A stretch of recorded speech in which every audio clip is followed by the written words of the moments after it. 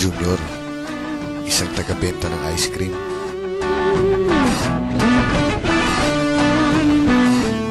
Ito ang trabaho ko.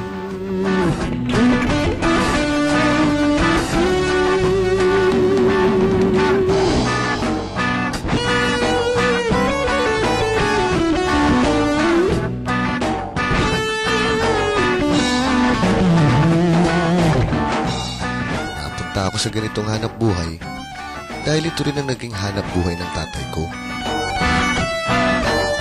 at ng lolo ko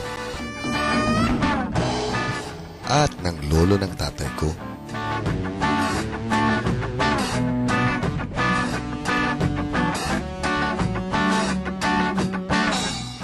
Sabi ni inay, dahil din raw sa ice cream, kaya ako nandito ngayon.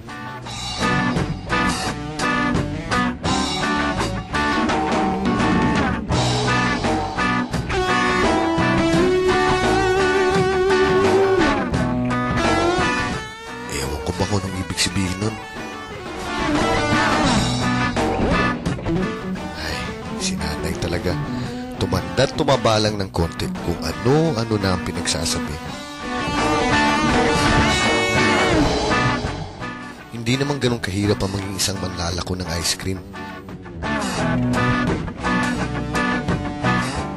Kailangan lang dito, matyaga ka.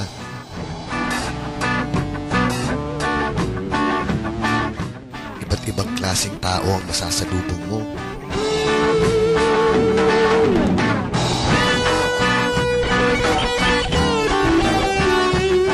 Ito, iniwan ng syota. Kaya araw-araw mong makikita yan dyan. Nagpapakalunod sa sarili ang kabiguan. Ito naman, magsyota. Tingnan mo, ang saya-saya nila. Nakakaingit nga minsan eh.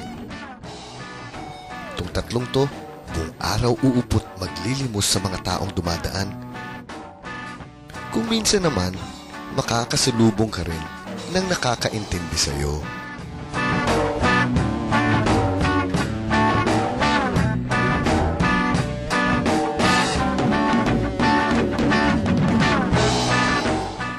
Maaaliw ka rin naman sa trabahong ito.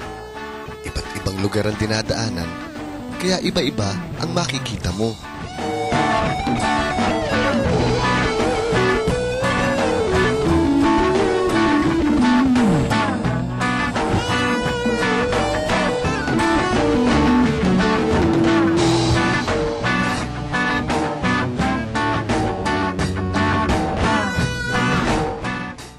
Ang maganda rin sa trabahong ito ay ang kasiyahang na idudulot mo sa mga taong nabentahan mo ng ice cream mo. Lalo na yung mga bata. Naku, pag nakita mo lang ang mga ngiti sa kanilang mga muka, akala mo kung sino ka ng dakila. Anak ka ng tipaklong. Ang buhay talaga, oo. Pabiro-biro. Ang hindi mo namamalayan, tapit hapon na pala.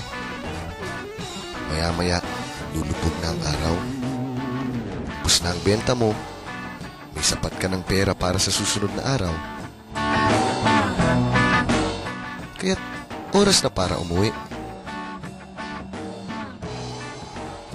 Dadaanan mo ulit ang lahat ng dinaanan mo kaninang umaga. At makikita mo, halos walang iniba ang papunta mo sa pauwi mo.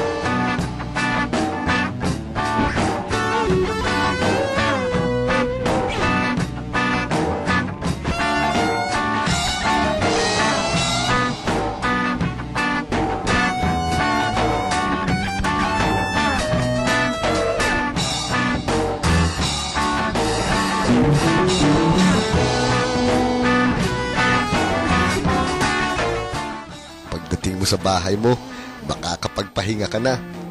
At higit sa lahat, makakapag-ice cream ka na rin.